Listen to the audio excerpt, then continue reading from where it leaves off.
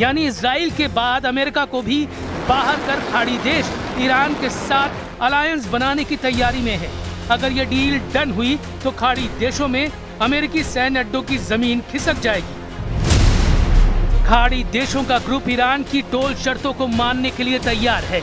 खाड़ी देश एक प्रस्ताव पर काम कर रहे हैं जिसमें ईरान को टोल के नाम पर पैसे मिलेंगे, जबकि ट्रंप हॉर्मुज में टोल के सख्त खिलाफ है। असल में खाड़ी देशों का प्लान युद्ध से अमेरिका के सेफ एग्जिट देने का है, जिससे ईरान के आगे अमेरिका के सरेंडर की इमेज न बने। जबकि ईरान ने अरब वर्ल्ड से अगर डील कर ली तो वो अमेरिका के सैन्य अड्डों को तबाह करने तक रुकेगा नहीं।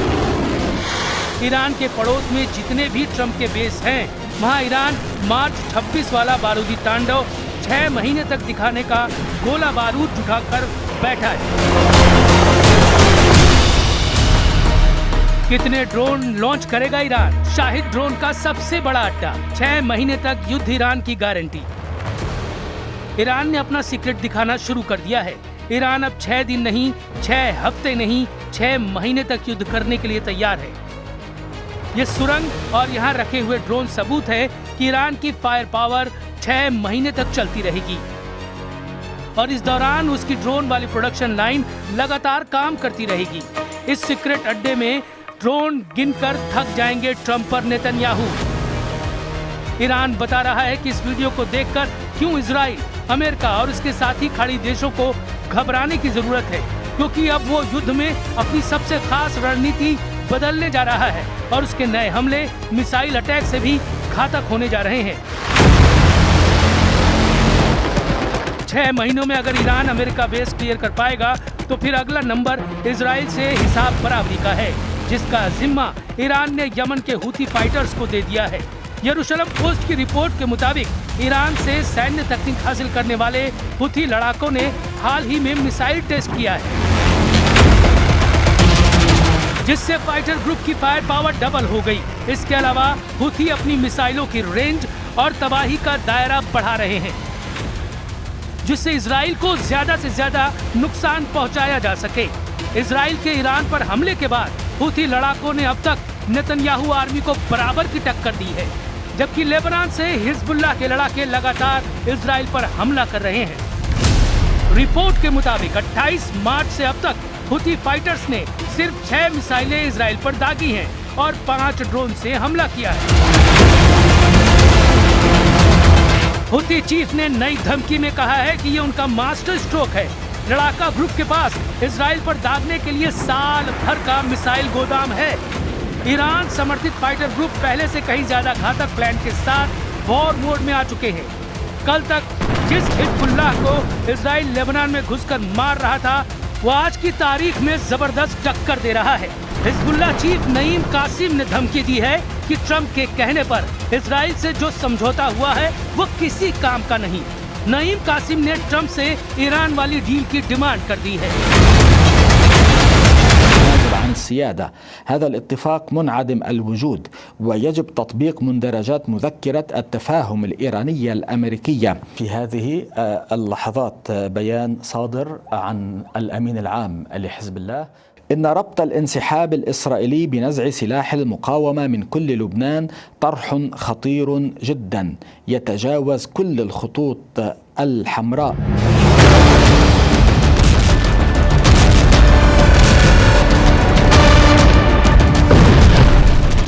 ने इतना पसीना बहाकर लेबनान में जंग रोकने के लिए जो डील करवाई, उसे खुद इजराइल तोड़ने की तैयारी में है,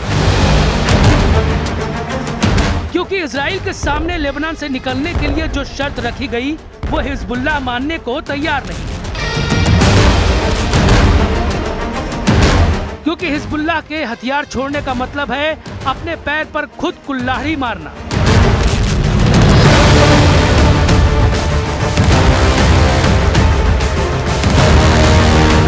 और इसलिए इजराइल ने दो टूक कह दिया है कि वो लेबनान तभी छोड़ेगा जब हिजबुल्लाह हथियार छोड़ेगा।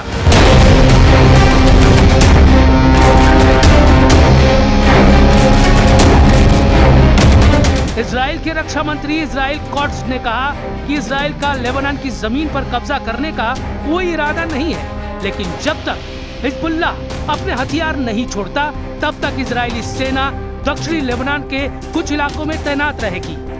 कॉट्स ने कहा कि इजराइल की पहली प्राथमिकता अपनी सीमा की सुरक्षा है, इसलिए हिजबुल्लाह के हथियार छोड़ने तक इजराइल की सेना की पूरी वापसी नहीं होगी।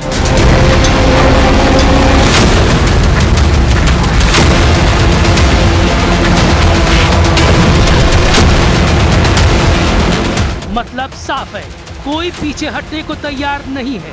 हिजबुल्लाह पहले ही इनकार कर चुका है और अब इजराइल के तेवर भी तीखे हैं। कॉट्स ने तो ये तक बोल दिया कि अमेरिकी राष्ट्रपति के दबाव के बाद इजराइल को अपनी रणनीति बदलनी पड़ी, क्योंकि ट्रंप बीच में नहीं आते तो इजराइल लेबनान में इतने हवाई हमले करता कि हिजबुल्लाह खत्म हो जाता।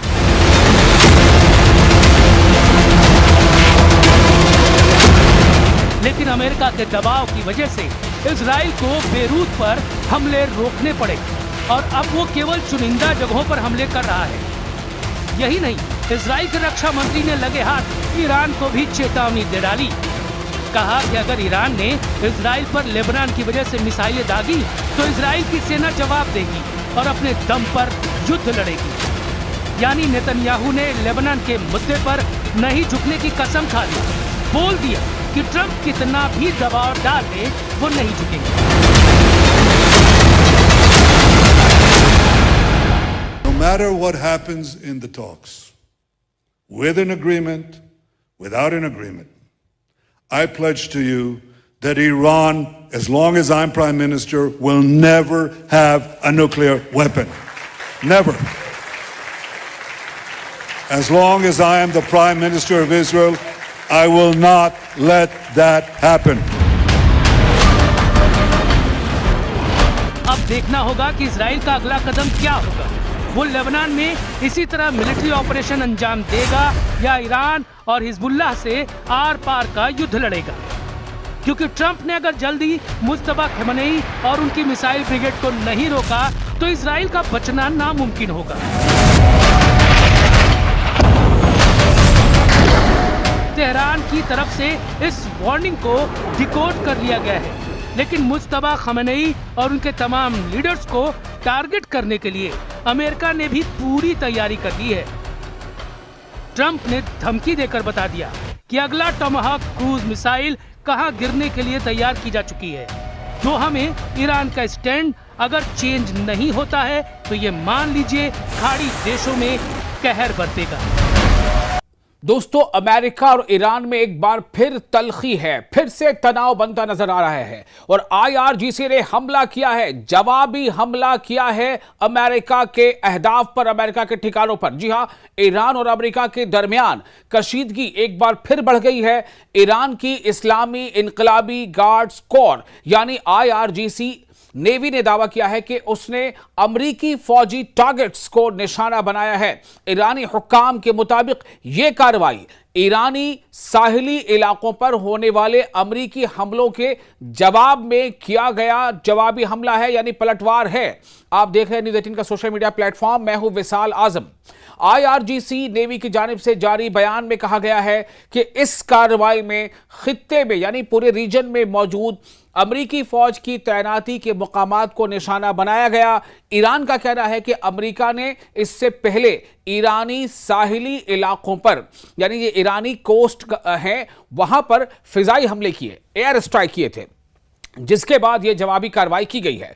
बयान के मुताबिक अमेरिका ने आबनाए हुर्मुज से यानी स्ट्रेट ऑफ हुर्मुज से एक जहाज के गुजरने को जवाज बनाकर कार्रवाई की। ईरान का मौक़िफ़ है कि अमेरिका मुख्तलिफ बहानों से अपने वादों और मुआहिदों की खिलाफ वर्जी करता रहा है। ये ईरान कह रहा है कि अलग अलग हीले बहानों से अमेरिका ने जो एक MOU साइन किया है, मेमोरेंडम ऑफ अंडरस्टैंडिंग साइन किया है, उस पर दस्तखत हुए हैं दोनों मुल्कों के, जो ईरान के साथ ईरान अमेरिका के बीच, उसकी जो है एक वायलेशन किसी न किसी बहाने से अमेरिका लगातार कर रहा है। दूसरी जानिब अमेरिकी सेंट्रल कमांड यानी सेंटकॉम ने भी ईरान में बाज अहदाफ कहते हैं टारगेट को, बाज टारगेट्स पर हमलों की तस्दीक की है। अमेरिकी हुकाम का कहना है कि यह कार्रवाई एक ड्रोन हमले के जवाब में की गई है। यानी ईरान कह रहा है कि चूंकि अमेरिका ने ईरानी कोस्ट पर हमला किया, एयर स्ट्राइक है, इसलिए ईरान जो है वो उसने जवाबी हमला किया। अमेरिका का कहना है कि हमने हमला बेशक किया, लेकिन हमने कुछ ड्रोन हमले की जवाबी हमला किया, जिसमें उनके मुताबिक सिंगापुर के परचम बरदार माल बरदार जहाज MV एवर लोली को निशाना बनाया गया था। जैसा अमेरिका का कहना है, सेंटकॉम का कहना है, अमेरिकी दावे के मुताबिक यह वाकया आबनाए हुर्मुज यानी स्ट्रेट ऑफ हुर्मुज के करीब ओमान के साहिली इलाके में पेश आया। तहम ईरान ने हमेशा की तरह इन इल्जामात को मुस्तरद कर दिया है। ईरानी हुकाम का कहना है कि वो गैर फौजी अहदाफ को निशाना बनाने की पॉलिसी नहीं रखते। फिर से सुनिए क्या कहा गया ईरान की तरफ से। ईरानी हुकाम कहते हैं यानी जो भी ऑफिशियल्स हैं, आला जो ऑफिशियल्स हैं, उनका कहना है कि वो गैर फौजी अहदाफ के लिए ऐसा कोई भी टारगेट जो कि नॉन मिलिट्री हो, वो उसको निशाना बनाने की पॉलिसी नहीं रखते हैं। ये ईरान कह रहा है। ईरान ने यह भी कहा है कि बाज अनासिर ऐसे हमलों को ईरान से जोड़ने के लिए मुबैना तौर पर फॉल्स फ्लैग कार्रवाइयां कर सकते हैं। यानी इसमें कहीं ना कहीं कोई साजिश भी हो सकती है ताकि उस हमले से ईरान को जोड़ दिया जाए और इसके नतीजे में अमेरिका फिर ईरान पर जवाबी हमला करे, फिर ईरान अमेरिका पर हमला करे। और ये जो काफ़ी मेहनतों के बाद, काफ़ी कोशिशों के बाद, कई मुल्कों के लगातार कोशिशों के बाद और कई देश मतलब दुनिया के कई देशों के लगातार आप कह सकते हैं कि आरजुओं के बाद, मेहनतों के बाद अमेरिका और ईरान के बीच MOU पर दस्तखत हुए हैं, मेमोरेंडम ऑफ अंडरस्टैंडिंग पर दस्तखत हुए हैं, लेकिन हालात को बिगाड़ने की कोई कोशिश कर सकता है, ये ईरान का कहना है। IRGC के बयान में यह भी कहा गया है कि अमेरिका ने दोनों देशों के दरमियान हाल ही में होने वाली मफाहमती यादाश्त यानी मेमोरेंडम ऑफ अंडरस्टैंडिंग यानी MOU की खिलाफ वर्जी करने की कोशिश की है, उसे वायोलेट करने की कोशिश की है। ईरान का कहना है कि इसका मुनासिब जवाब दे दिया गया है। ईरानी फोर्स ने खबरदार भी किया है कि अगर मुस्तकबिल में यानी इन फ्यूचर ऐसी कार्रवाइयां दोबारा हुई तो उसका जवाब पहले से ज्यादा सख्त और वसी होगा, यानी ज्यादा फैलाव के साथ होगा। यह आपको वाजे कर दें कि इससे कबल 7 अप्रैल को अमेरिकी सदर डोनाल्ड ट्रंप ने जंग बंदी का ऐलान किया था। ताहम हालिया वाकयात के बाद एक बार फिर रीजन में कशीदगी यानी तनाव बढ़ने के खदशात पैदा हो गए हैं। फिलहाल दोनों जानिब से सख्त बयानात सामने आ रहे हैं, जबकि आलमी बिरादरी यानी वर्ल्ड कम्युनिटी जो है वो सूरत हाल पर गहरी नजर रखे हुए है। अब देखना यह होगा कि आने वाले दिनों में यह तनाज़ा मजीद शिद्दत अख्तियार करता है या सिफारती कोशिशों के जरिए हालात को काबू में लाया जाता है। फिलहाल इतना ही, लेकिन हाँ, हालात जैसे जैसे बदलेंगे वैसे वैसे आपको हम कोशिश करेंगे कि आपको अपडेट रखें, आपको ताज़ा जानकारी पहुंचाएं। आपको ये वीडियो कैसा लगा, आप इस बारे में अपने तासुरात हमें कमेंट बॉक्स में लिखकर शेयर कर सकते हैं।